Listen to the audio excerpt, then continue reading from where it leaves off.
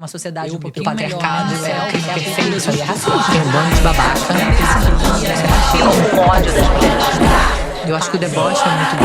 Calma-se. Tem gente que gosta, tem gente que se identifica. Senta direito, garota. Oi, gente, esse é o Senta Direito, Garota. Eu sou a Juliana Amador. Antes de começar o episódio, eu venho aqui lembrar que nós temos um Apoia-se que é muito importante. Qualquer colaboração ajuda muito a gente manter esse programa aqui maravilhoso, com mulheres incríveis, inteligentes, como essa que está aqui diante de mim, Raquel Seródio, advogada feminista, mestra, professora. Seja muito bem-vinda. Eu agradeço muito o convite. Estou muito feliz de estar aqui. Que bom. Raquel, me conta um pouquinho da sua história, da sua trajetória pessoal no direito, esse livro, desse tema que eu sei que é muito precioso para nós mulheres, né, que é a alienação parental. Me conta um pouquinho da história, até chegar aqui, né? Você me corta, tá? Porque eu vou falar, falar da minha história pessoal e Mas, tal. Vou resumir. Vamos lá, porque eu acho que uma coisa leva a outra, né? Sim, leva. Não tem como a gente falar da Raquel profissional se a gente não conhecer a sua pessoa. Então, eu nasci no subúrbio, né, do Rio de Janeiro. Uma família… Eu costumo dizer isso, falo isso muito pra minha filha. Uma família de trabalhadores, né? De mulheres trabalhadoras. Eu nasci no Grande Mérida, em Caxambi, Maria da Graça, Del Castilho. E sempre entendi, né, na minha criação familiar… Sou neta de uma mulher semi-analfabeta e de uma trabalhadora de chão de fábrica que mudou a identidade dela para poder trabalhar, né? Colocou que ela tinha 10 anos a menos para poder conseguir um emprego, ela foi mãe solo com os filhos com 5 anos, que foi minha avó paterna. E minha avó materna veio de Recife num barco.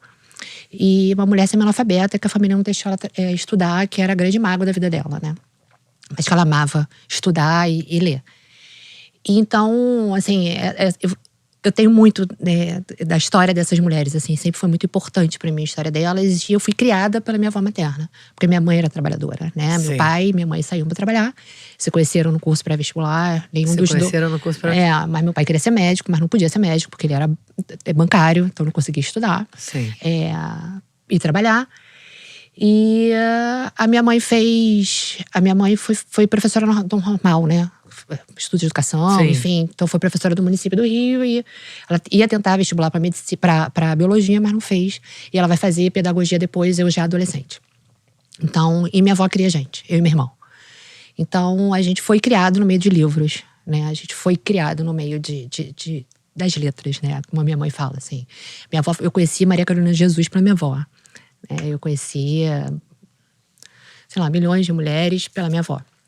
E essa força, assim, intergeracional dessas duas mulheres, pra mim, são de uma potência muito grande. Assim, eu cresci e minha avó materna, minha mãe é a filha mais nova, né? E a minha avó materna, ela teve o meu avô foi preso político, né? Na intentona comunista. E o meu tio do meio, e meu tio mais velho, foi preso no golpe de 64, né? Ficou sumido um período e depois… Então, a minha família é essa família aí de pessoas… De revolucionários. Exato. Né? O meu avô…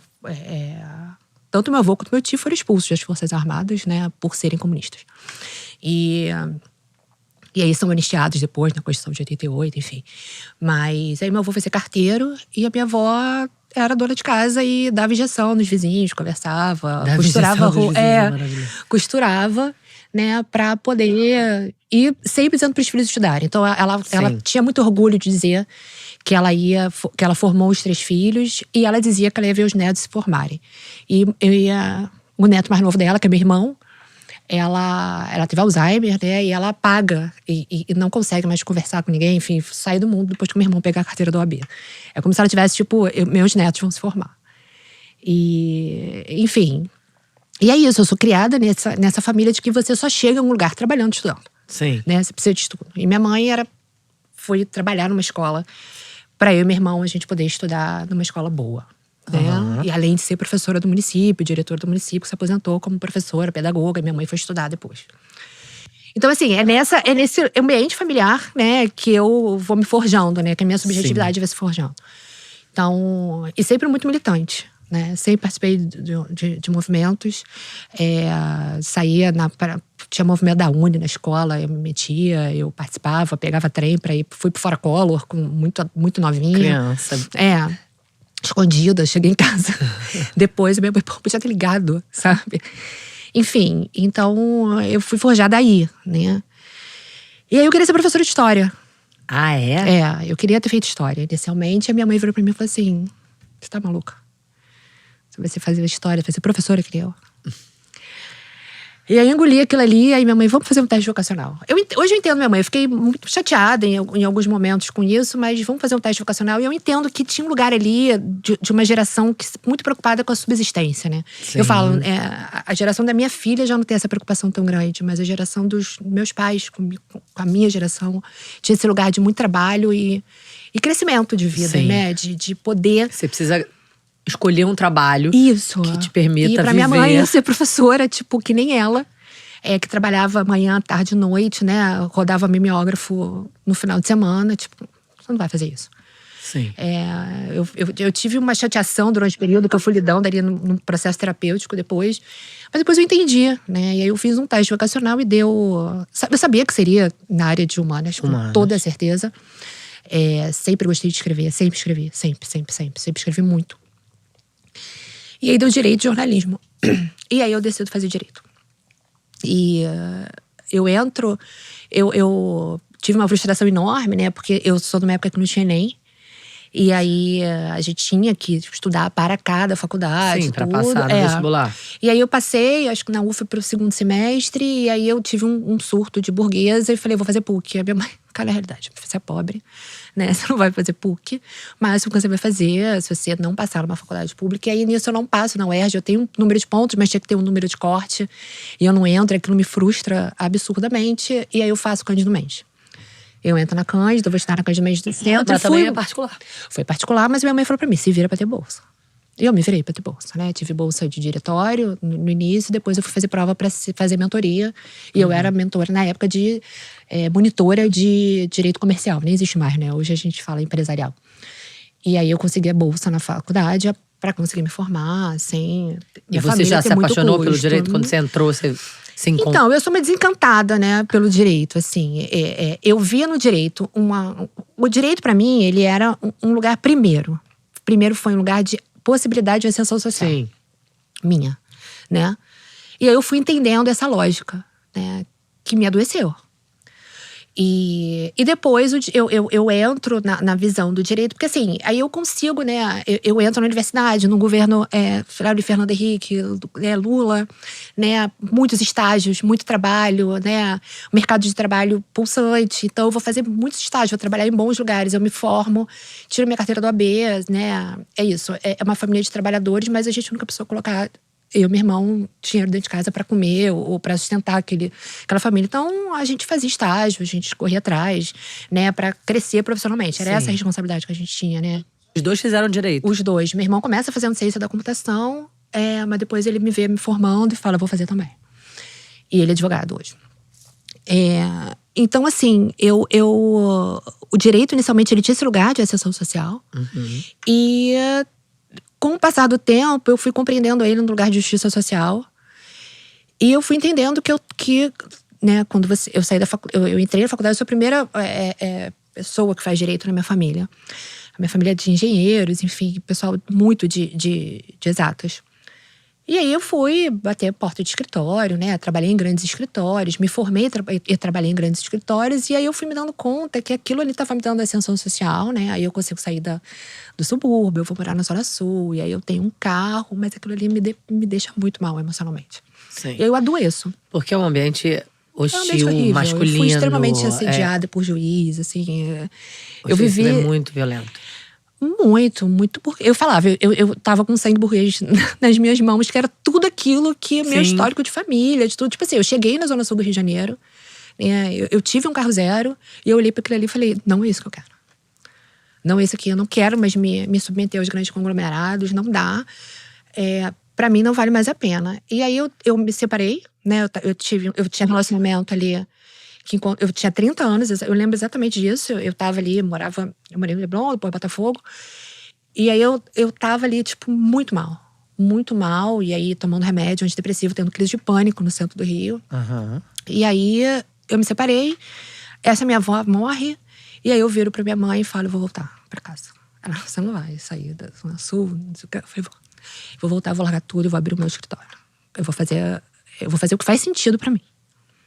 É isso que eu vou fazer. E eu volto lá pro Caxambi sem nenhum problema, né? Muita terapia, né? Lidando com aquilo ali, desmame de remédio, porque eu tava bem deprimida.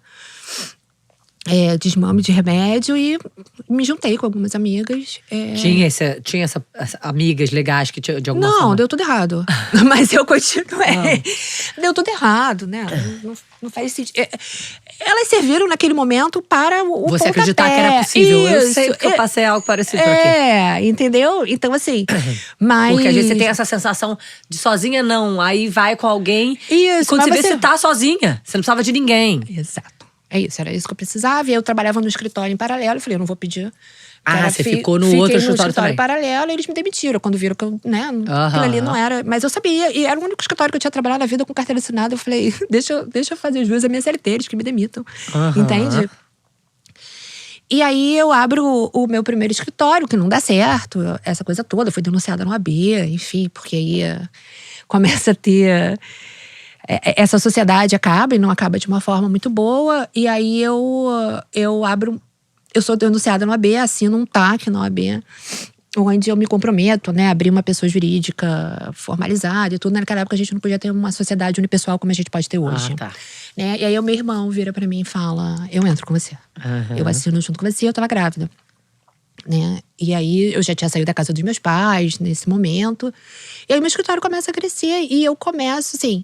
A minha pós-graduação, ela é em civil e processo civil, né? O direito das famílias sempre foi uma área do direito que me encantava. Primeiro porque lidava com relações interpessoais.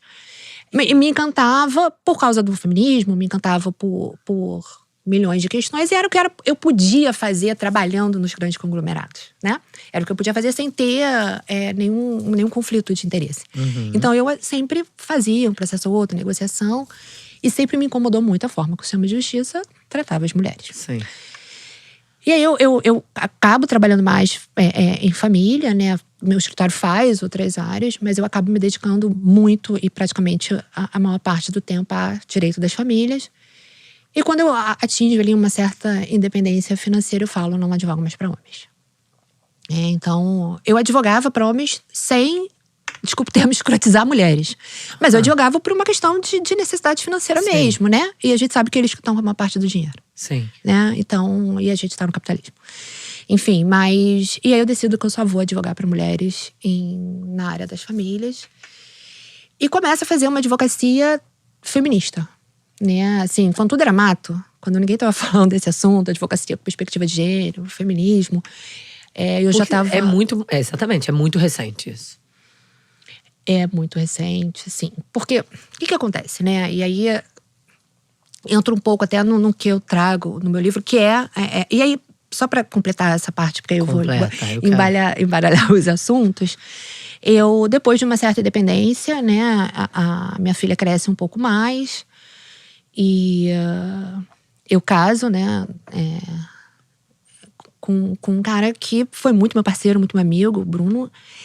E que tinha uma certa estabilidade financeira que me permitia também lidar com o meu trabalho dentro do que eu gostava de fazer. Sim, se dá o luxo de fazer só aquilo que você acreditava. Isso, e um pouco antes de eu casar, eu queria pesquisar violência nas relações familiares. Né? Eu queria pesquisar isso, mas eu não conseguia pesquisar no Brasil. A verdade é essa. Né? Porque eu queria falar da lei de alienação parental. Que era o que eu via, né? Mulheres sendo acusadas. Sim, e quando as mulheres acusavam… Você tava acompanhando um monte de casos que esse negócio tava… Isso, exato. Transbordando. Eu começo a ponderar que as relações familiares são extremamente violentas e ninguém está falando sobre isso. Ninguém está falando sobre isso. O sistema de justiça diz que o direito das famílias é uma coisa e que violência doméstica é outra. Não é. E isso começa a me incomodar e eu dentro de uma possibilidade de estabilidade… É isso, né? Isso. E não, isso é surreal, que a própria Lei Maria da Penha fala dos juízos híbridos, mas estão fingindo que não estão vendo, enfim. E aí eu vou eu aplico no mestrado em Portugal.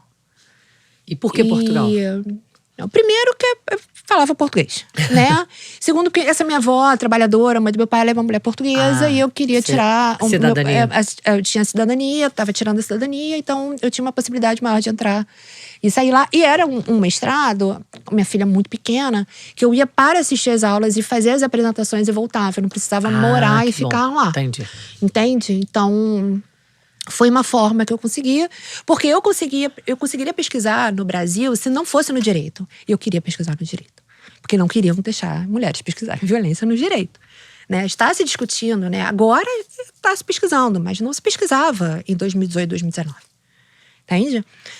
E aí eu entro no mestrado, eu faço todas as minhas matérias. Lá é diferente, né? Você apresenta um currículo. Você é aceita, faz todas as matérias, assiste todas as aulas, apresenta seus artigos, você tira uma nota, né? E aí, ok, você passou em tudo. Então agora você vai apresentar seu projeto de pesquisa. Sim. E aí eu apresento meu projeto de pesquisa de violência e as relações familiares da lei de alienação parental. A relação da lei de alienação parental com as violências.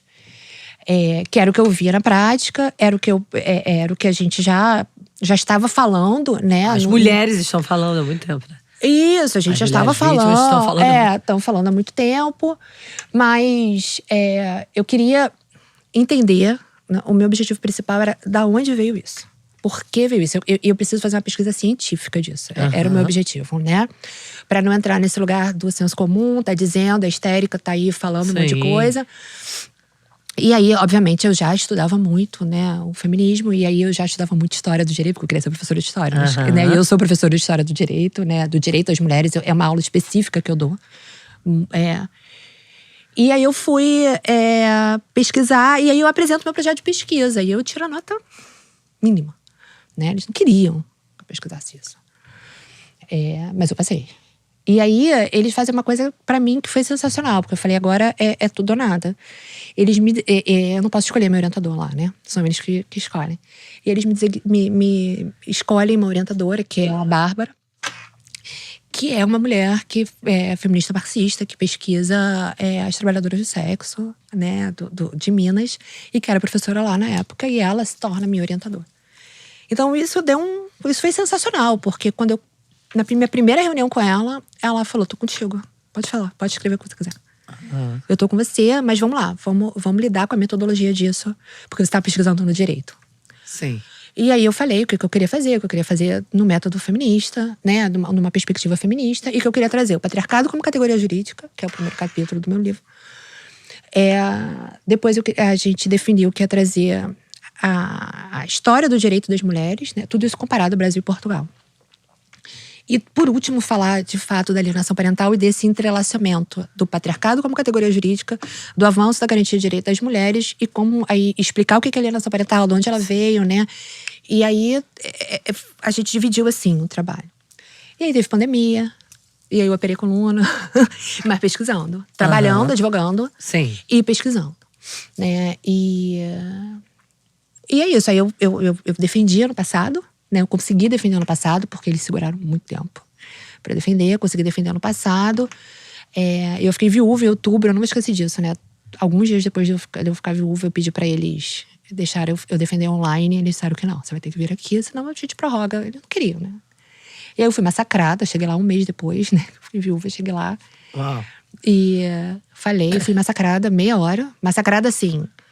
Não massacrada metodologicamente, não massacrada cientificamente, né? Fui massacrada, foi chamada meu trabalho de ser um manifesto feminista. E eu fiquei muito feliz. Isso não é elogio? Então, era o que a minha orientadora escrevia pra mim na hora. Né? Tudo que ele tá falando, você tem que entender como elogio. E eu fiquei muito tranquila, sabe? Muito tranquila, assim. Ele foi falando, eu falei, eu vou me ater aqui. Mas lá em Portugal tem a lei da alienação parental também? Não tem lei, mas tem as alegações. Bem parecidas. Muito parecida. Tem a doutrina, entendeu? Existe um grupo Brasil e Portugal muito forte. Agora que eu tô lembrando, acho que a Luana Piovani fala às vezes sobre isso.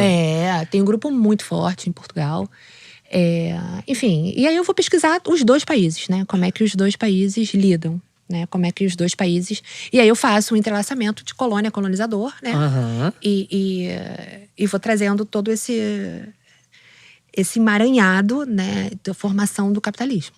Porque é isso, né? A gente não pode falar hoje de legislação, desse direito neoliberal, desse direito oposto, desse direito dito neutro para fora do capitalismo, né? A gente não consegue falar disso para fora da democracia, para fora das questões sociais e de histórias, né? Então, assim, a questão da alienação parental, ela não é um recorte, ela é uma manutenção dessa sociedade forjada nesse tripé do capitalismo, que é o patriarcado, a colonização e a escravização. Ela está dentro desse movimento de manutenção, né? Ela é importante para a manutenção do capital. Sim. Ela é importante para a manutenção do patriarcado.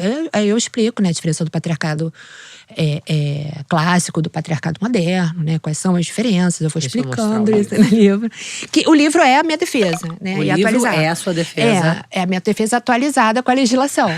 Né? Porque eu fiz questão de colocar a legislação. Porque eu trago uma saída, porque… Você traz uma saída? Trago uma saída. Tanto que, assim, modéstia a saída à parte, não é a revogação? Não só. Não só. Não. Porque não basta revogar a lei, né? Porque já tá emaranhado no costume já, né? Dos juristas.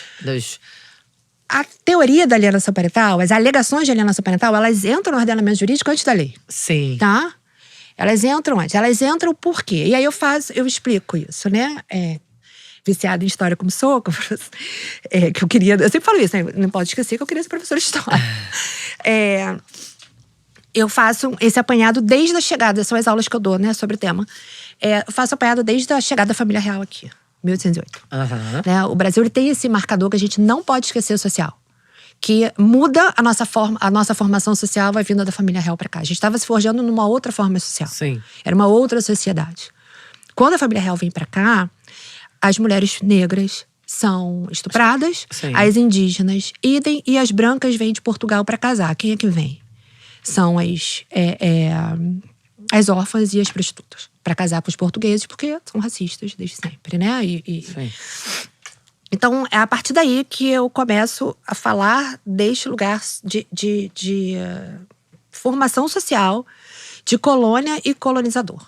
Né? O que faz esse Brasil se tornar esse Brasil? Essa legislação que era de lá, que vem pra cá. Sim. Né? As mulheres sem direitos e sem garantias nenhuma. Né? E eu vou trazendo toda essa legislação, desde o iniciozinho das mulheres poderem, inclusive, estudar, que elas não podiam, né? E aí eu não tô falando das mulheres negras, né? Tô falando unicamente das mulheres brancas.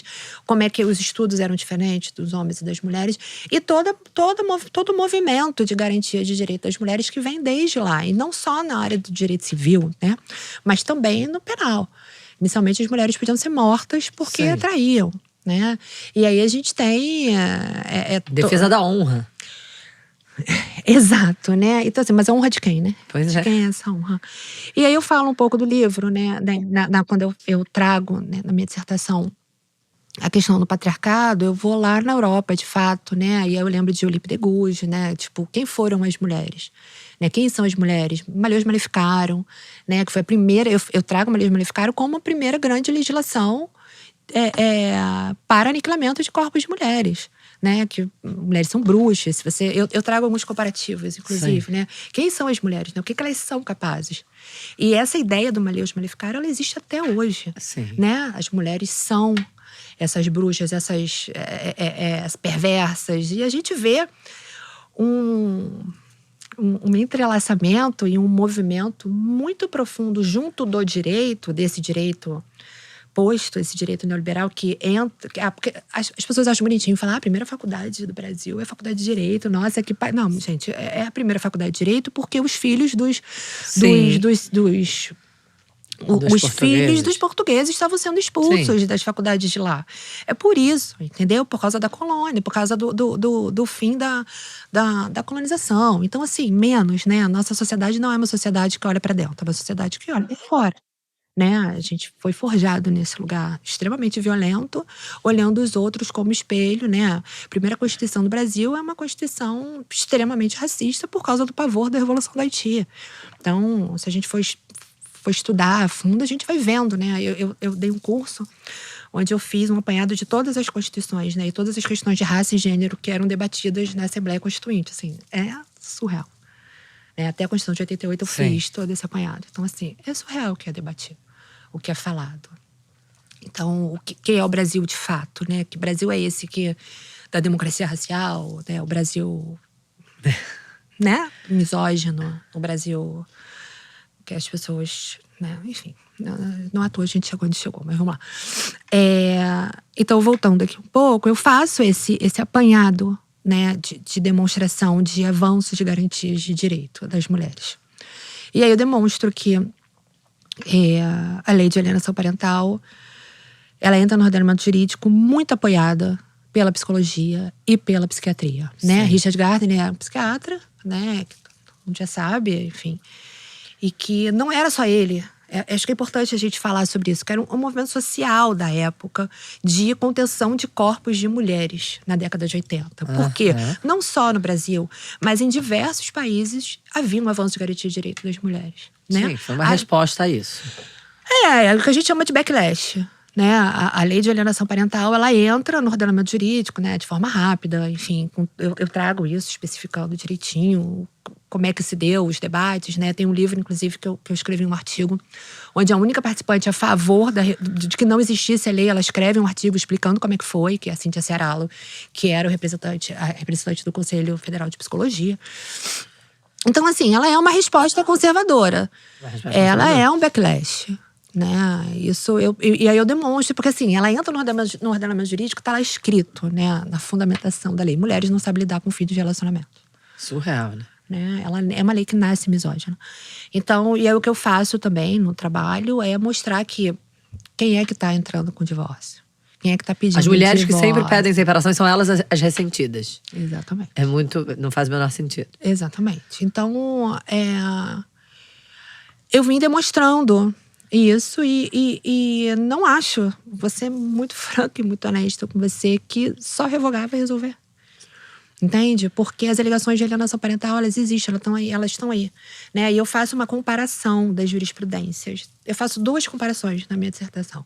Uma quando homens são declarados alienadores e outra quando mulheres são declaradas alienadoras. Porque homens também são declarados alienadores. Sim, podem ser, né? Sim, e são nas decisões. Tem homens que são declarados alienadores. A questão é que eles são tratados de forma diferente. Mulheres perdem guarda.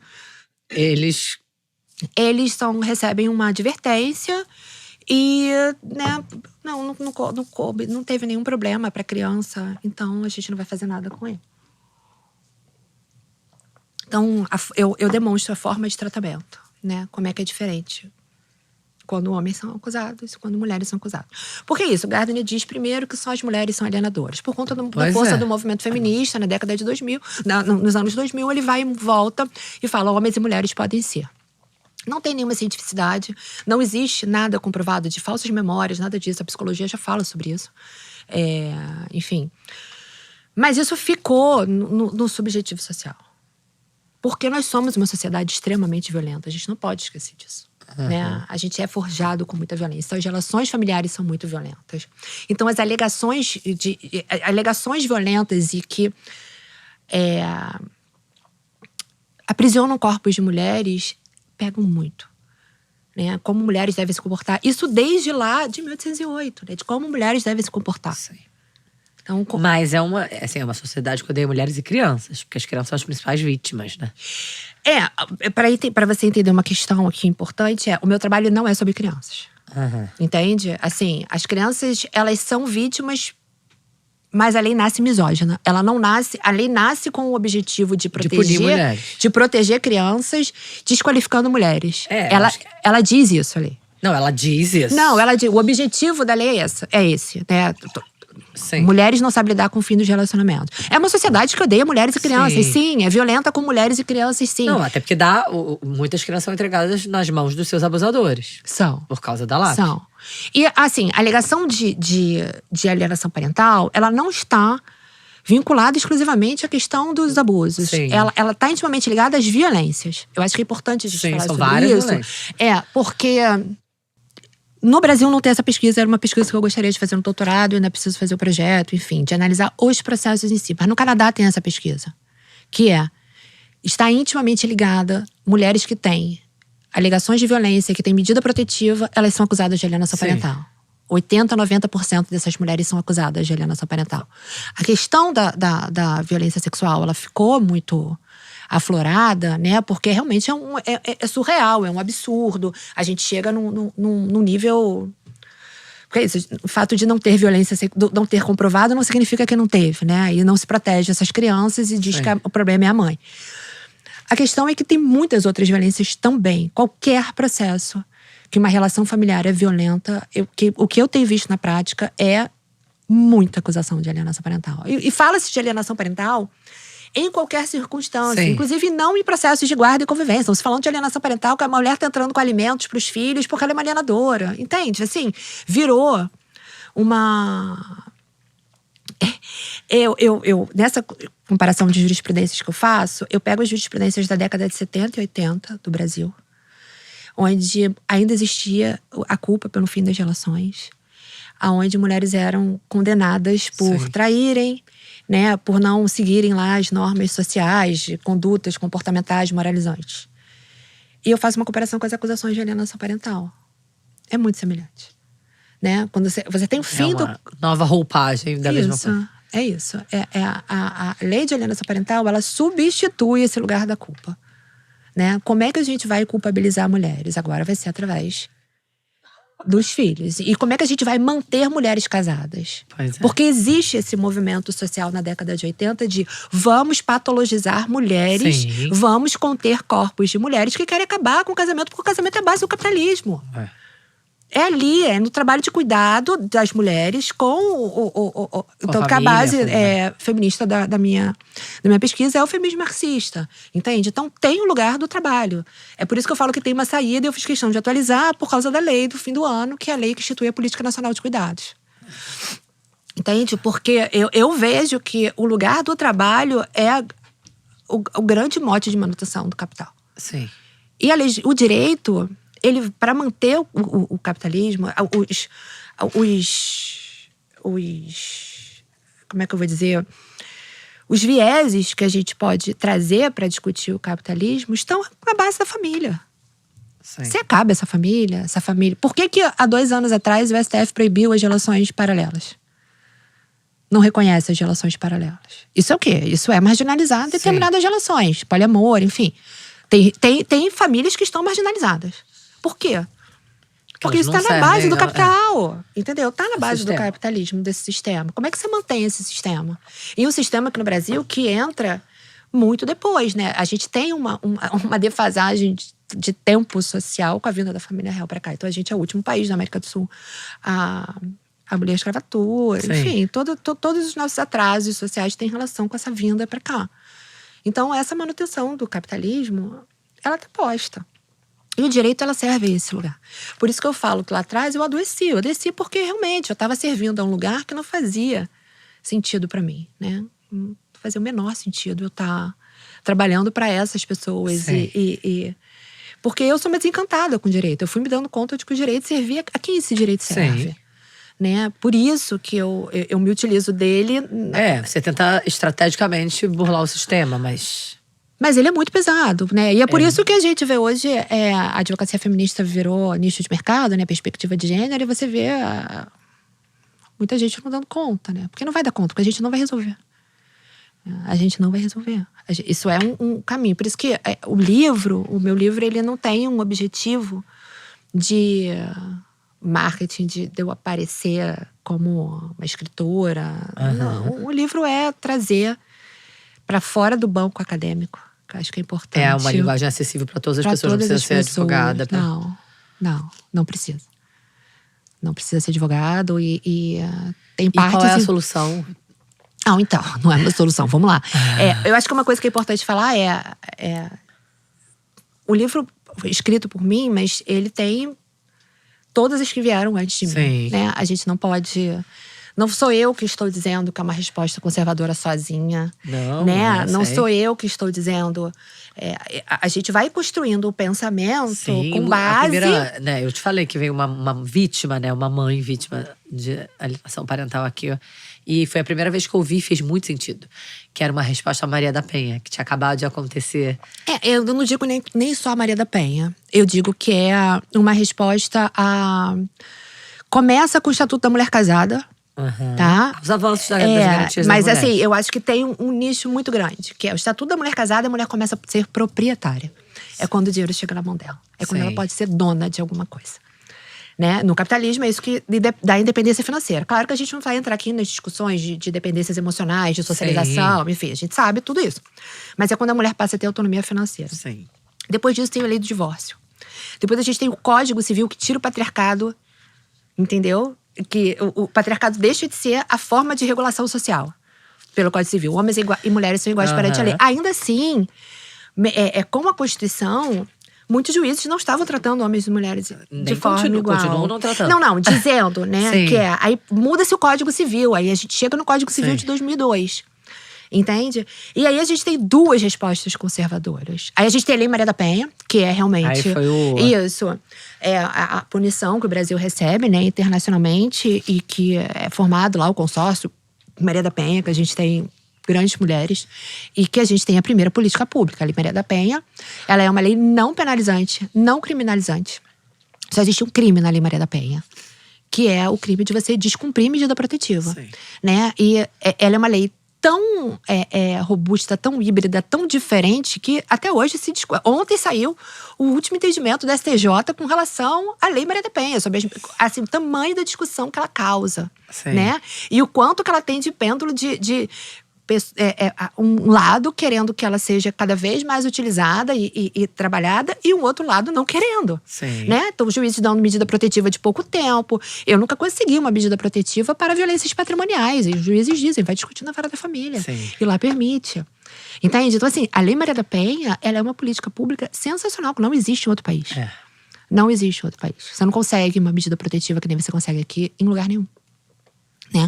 E aí, depois da Lei Maria da Penha, que é o que eu falo que é quando termina a possibilidade, mulheres passam a poder romper o casamento e, ao mesmo tempo, elas passam a ter o quê? A garantia do Estado de não serem vítimas de violência. Então, você tem uma união ali. Estão achando que autonomia, é gente. Né? Você tem uma possibilidade de autonomia Sim. plena. Quando você tem essa possibilidade de autonomia plena, tem dois grandes backlashes, duas respostas conservadoras. Não é só a lei de aliança parental. A lei de guarda compartilhada obrigatória também. Porque hoje você é obrigado… Hoje nem tanto, mas até 2 anos atrás você era obrigado a dividir guarda, a ter guarda compartilhada com o seu agressor. Né? Os juízes estavam dizendo, violência doméstica não é motivo para não compartilhamento de guarda. Aí agora nós temos, desde o ano passado, que entrou no Código Civil, se houver indício de violência, se houver violência, não pode ter guarda compartilhada. Agora. Quantas mulheres estão partilhando guarda com seus agressores e quantos juízes não estão cumprindo essa lei? Eu tenho alguns casos, inclusive, que eu estou levando em recurso. Né? Então, assim, quem está reconhecendo o que é violência? Os juízes das famílias não querem reconhecer as violências. Você não tem um laudo psicológico. Lembra que viralizou um juiz falando, não me importa que ele bateu em você, eu quero saber se ele é um bom pai. Essa frase, ela é promotora, a promotora foi afastada, inclusive. É chocante. É isso, né? E esse é um discurso, separar… Gente, esse é um discurso desse direito. Homem que bate numa mulher pode ser um bom pai, Exatamente. gente? Explica, como se eu tivesse Exatamente. 2 anos de idade, porque eu não consigo entender. Exatamente. Né? E a gente precisa dizer isso exaustivamente. Você quer, aí fica bem explícito que a mulher não vale nada. É isso, mas é isso, uma lei esmalificada, tá lá atrás. Fica bem explícito. Entende? Daí que bate mulher, ele pode até bater em mulher, mas Ele pode, mas ele é um bom pai. Mas é isso. Onde é que tá o nosso corpo, né? O nosso corpo é um corpo de segunda categoria. Sim. Né? Das crianças de terceira. Então, assim, a gente tem o ECA. Pra você ver como é que ninguém leva a sério o ECA, que tem a lei de alienação parental existindo o ECA. Já toda criança e adolescente diz lá como é que tem que ser tratados casos de violência intrafamiliar. Eu repudio por completo o nome. O nome do meu… Tanto que o nome do livro tá entre aspas. Eu não valido esse termo, alienação parental. Sim, agora, a gente não pode esquecer, Ju, que a gente está numa sociedade violenta. Eu não vou essencializar mães e mulheres. Não vou essencializar ninguém. Né? Mães e mulheres podem ser violentas, sim. Existe abuso parental. Pode, Exato. Existe abuso parental. Não dá pra dizer. A regra, né, o que tá acontecendo. Não dá pra… Não, a regra que tá acontecendo, quem é que tá morrendo? É, eu trago exatamente. isso no trabalho. Eu falo, olha, enquanto estavam dizendo que a lei, as mulheres não sabem lidar com filhos de relacionamentos, eu trouxe os números. De 2008 a 2018, quem pediu divórcio? Isso é Tá lá, básico. tem os números, né? Quem é que tá morrendo? Então, quem é que não sabe lidar com filhos de relacionamentos, mesmo tendo menor poder aquisitivo? Pois é. Entende? Então, assim… Adoro números, que aí não é questão de opinião. Exatamente. Eu trago muitos números. E mesmo com números, tem sempre um espírito de porco que fala: eu não concordo. Eu queria entender como é que a pessoa… Como é que a gente não… Eu não concordo que 2 mais 2 é 4. Eu não concordo. Sempre vem num recorte assim do meu programa, que eu adoro, que traz números, entendeu? Eu não concordo. Tem os números todos. Imagina, você acha mesmo que eu ia conseguir fazer a defesa de um trabalho desse, assim, se eu não tivesse trazido metodologicamente? Claro. Né? Como é que eu vou trazer o patriarcado como categoria jurídica, né? E aí o cara que tava me arguindo, o professor que tava me arguindo, falou: acho que você foi um pouco equivocada nas suas escolhas de bibliografia. Eu falei: eu escolhi mulheres feministas marxistas. Sim. Né? É isso, a escolha é essa, né? Eu falo no início do trabalho, né? É uma metodologia feminista, Sim. né? Através das mulheres. Eu trago Michelle Perrault, eu trago Silvia Federici, entende? Então, assim, tá aí, tá posto, né? Então, por isso que eu falo que não é meu, né? É a construção de um pensamento das que vieram antes de nós. Eu acho que a gente precisa falar sobre isso, né? Que eu não construí uma tese, eu não construí… O que eu trago são… Você organizou metodologicamente. Exatamente, né? E aí, como você pergunta qual é a saída? Eu penso que a saída, ela parte inicialmente do que a gente tem, que é um julgamento com perspectiva de gênero, né? Não dá pra gente… Mas aí demite todos os juízes. Não, hoje a gente tem um protocolo, inclusive, né? O CNJ determinou um protocolo que, em tese, os juízes têm que cumprir. Né? E a gente tá lá, a advocacia feminista tá lá, na contramão do sistema, pedindo a aplicação do protocolo. Né? A qualquer momento a gente vai dizer que os tribunais brasileiros não aplicam o protocolo, a gente denuncia nos organismos internacionais. Sim. É esse o movimento, entendeu? O movimento. Achar que vai virar Marte, que vai virar a grande revolucionária, não, a gente não vai fazer. Né? Por isso que eu falo, não tem foto na capa, eu não queria que tivesse algumas coisas, porque não é essa imagem, né? Não é a Raquel. Essa imagem que é mais uma forma de que, para quem tá vindo, olhar e construir pensamentos também.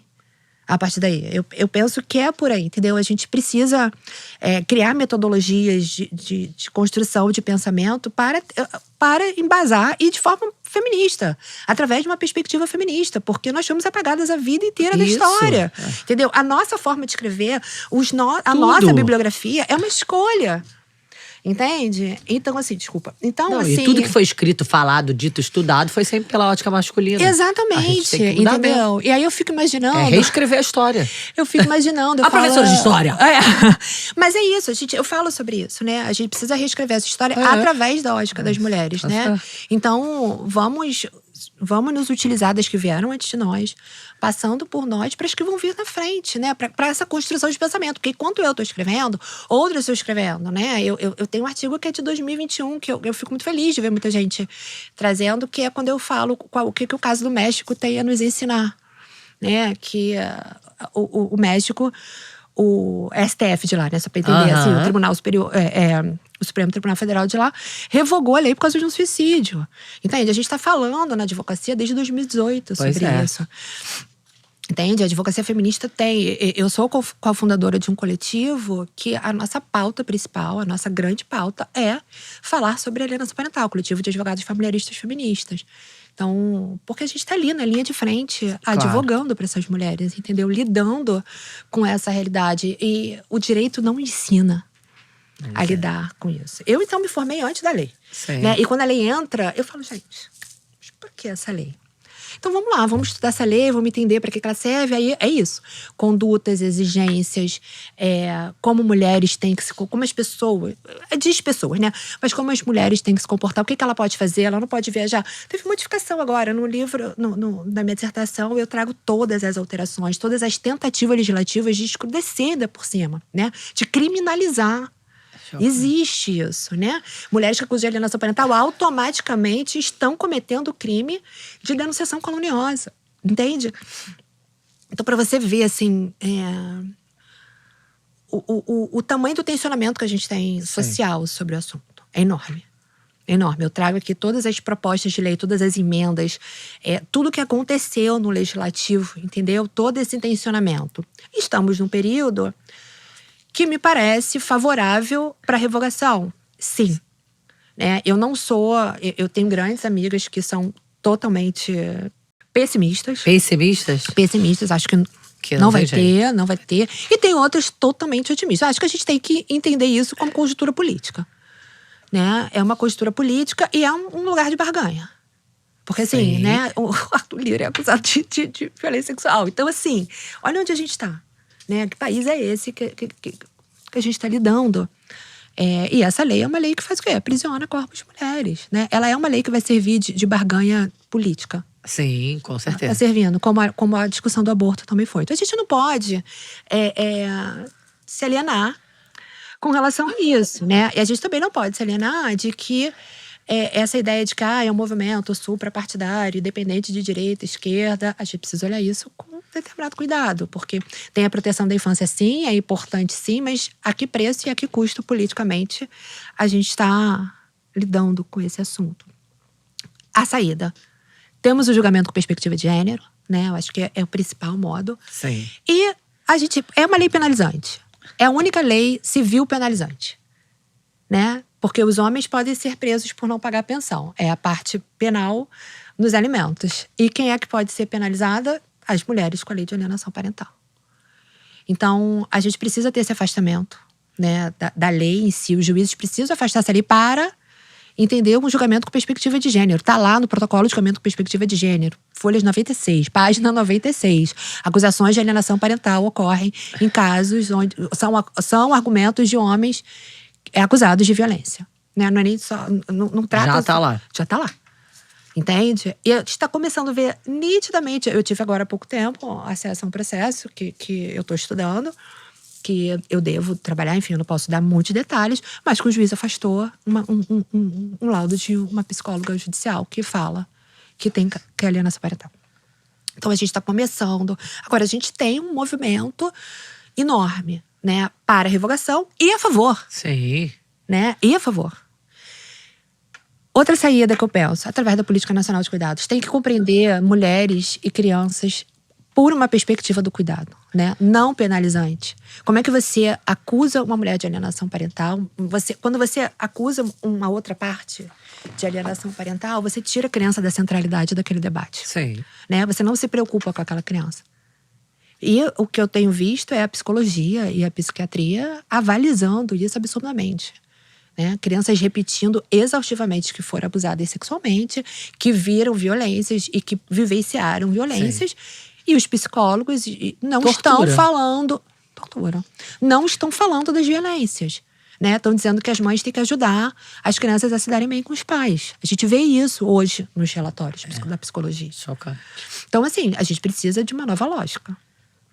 A saída, ela passa por uma nova lógica. E essa nova lógica não pode ser uma lógica punitivista. Essa nova lógica ela não pode ser condenatória, maniqueísta, certo e errado. É claro que existe problemas no pós-divórcio, óbvio. Mas isso tem milhões de questões no pós-divórcio. Não necessariamente, você não pode pegar e falar assim, não, o problema aqui dessa criança que não quer ver. O pai que não quer conviver com o pai que está mais apegado com a mãe nesse momento, é culpa da mãe. É culpa da mãe. Né? E o que esse pai fez? Né? Esse pai foi presente? Foi cuidador? Quando que ele conviveu com essa criança? Né? Quando é que ele esteve, né? Esse lugar do pai provedor? A gente tem muito isso no Brasil e Portugal. Agora, Portugal, um pouco diferente do Brasil, eles têm uma preocupação com a criança. Né? Um país menor, não tem essa dimensão continental, né, que o nosso país tem. E ele se preocupou com a criança. E eu já vi decisões em Portugal, eu trago isso também, dizendo o objetivo aqui não é ficar procurando culpados. O objetivo é proteger essa infância, essa criança, e trazer um ambiente saudável para essa relação familiar. Né? Então, assim, agora o ECA fala isso. Sim. A lei civil fala isso. Tá lá, com as suas responsabilidades parentais. Se você não exerce as suas responsabilidades parentais, você comete ato ilícito. Se você abusa dessa responsabilidade parental, você comete um ato ilícito. Então, por que você precisa de uma lei específica? Por quê? Né? Então, assim, eu faço essa pergunta no livro, né? A quem interessa uma tese patologizante, né? E que exige condutas moralizantes de mulheres. A última alteração da lei são mulheres que não podem sair de perto, não podem se mudar Eu tô falando mulheres é porque são elas que são acusadas, tá? Então, gente, assim, por favor. por favor, tá? Que apareceu alguém falando, tá falando que são mulheres. Então, assim, não pode se. Se você se muda com o objetivo de afastamento do outro, você é considerada alienadora. O que tá acontecendo? As mulheres que têm oportunidade de trabalho não podem ir.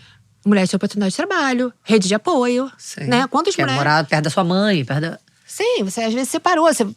Você foi para outro estado para acompanhar. Quem é que vai para outro estado, para outro país? Quem é que sai para acompanhar? Pois é. Entende? Então, assim, foi a última alteração da lei. Né? A lei vai ser ótima, as alterações agora vão ser boas. Não, gente, não tem alteração boa, tem que revogar. Entende? Mas não acho que só revogar vai adiantar. Sim. Porque as alegações existiam porque tem que mudar antes, a cultura, né? E vai existir depois. A gente teve um STF há pouco tempo que teve que dizer que era proibido alegar legítima defesa da honra. Pois é, outro dia. Né? Exatamente. Então, Já tinha saído, mas continuava se alegando. já tinha saído há quase um século. Entende? Sim, faz sentido. Não adianta só revogar. Tem que mudar toda a cultura Vai da… continuar sendo, né? As mulheres sofrem muita violência processual. Muita, tem muita violência processual. Muita, assim. E a gente pede pra ser riscado nos processos, a gente pede pra ser retirado. Não sai, já tem decisão do STJ. Se tem decisão do STJ, é porque já aconteceu muito. Entende? Tem decisão da Nancy Rodrigues dizendo isso, né? Que tem que ter cuidado com o que escreve, porque cabe indenização, né? Você não pode… mas assim, o que a gente vê nos processos, as acusações, assim, é muito violento. E aí a gente vê o tamanho do ódio que se tem com relação a corpos de mulheres. Entende? E a não preocupação com corpos de crianças. A utilização das crianças. E agora a gente vai ter entrada, tá tendo a aprovação da violência vicária, né, na Lei Maria da Penha como violência. Eu quero ver os favoráveis à lei, aqueles que concordam com a teoria, o que eles vão dizer? Qual vai ser o argumento, né? E a cambalhota, o malabarismo que eles vão fazer para pontuar isso. Porque a violência vicária é você se utilizar de filhos para atingir a ex-mulher, né? Ou ex-marido. E aí? Como é que vai ser feito isso com relação à alienação parental? Eu me preocupo.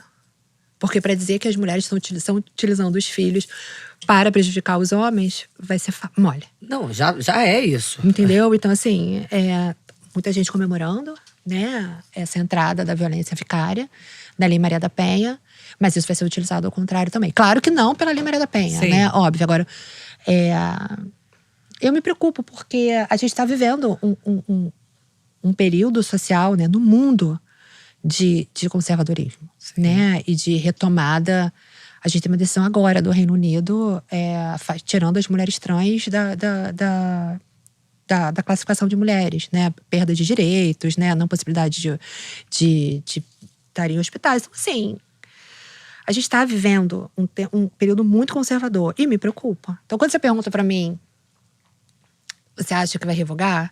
Eu acho que a gente tem um momento político, uma conjuntura política possível. A gente está vendo esse movimento. Tem esperança. Eu sou esperançosa, mas assim… Você tá aí dando aula de direito das mulheres. Você acredita que né? Eu acredito que esse é o caminho. Você tá fazendo um direito que você acredita, né? Tô.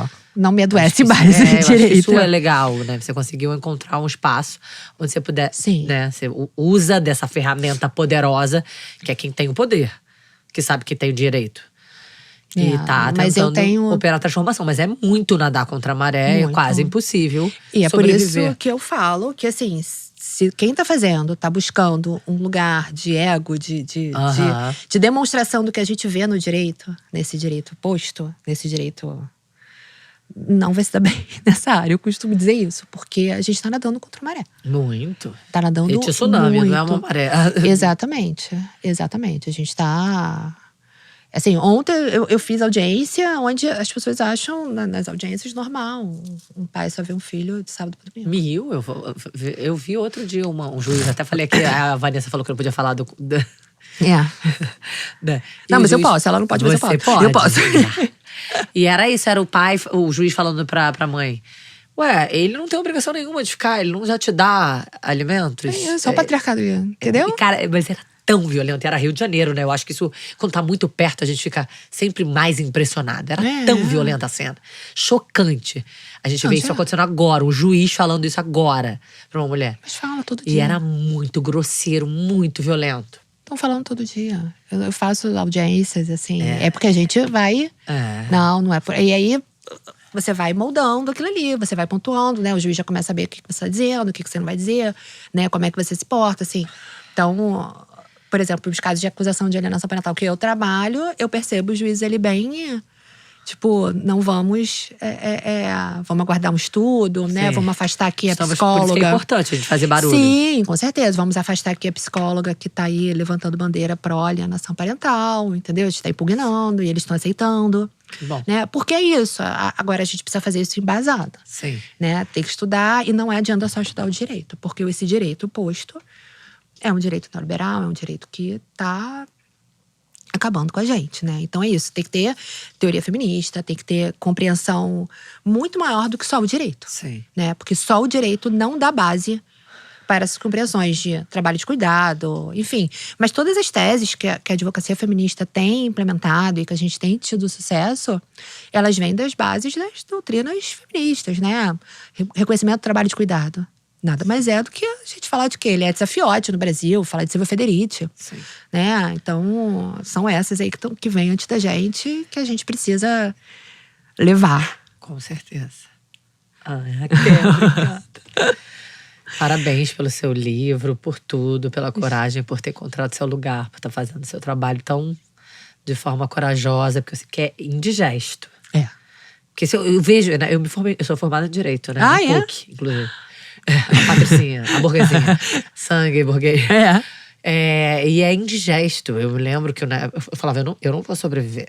É isso, né? É um espaço absolutamente violento. Branco, muito hétero, cis, né? Eu falo isso. Então, parabéns pela coragem de encontrar esse espaço de organizando estratégias para sobreviver saudável. Sim. E para lutar por outras mulheres, que eu acho que também é muito lindo, né? Sim.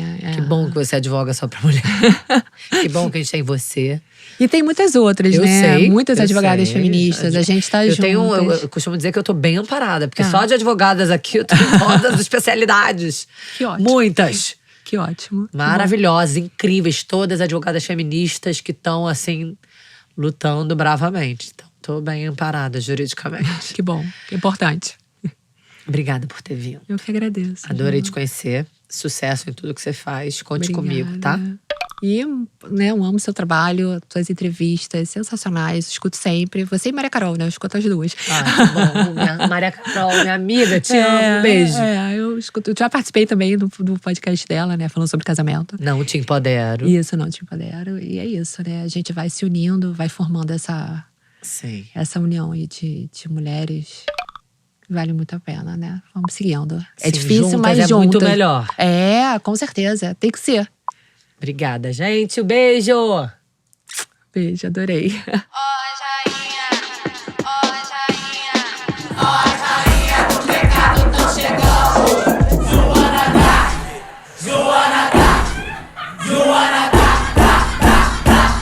Senta direito, garota.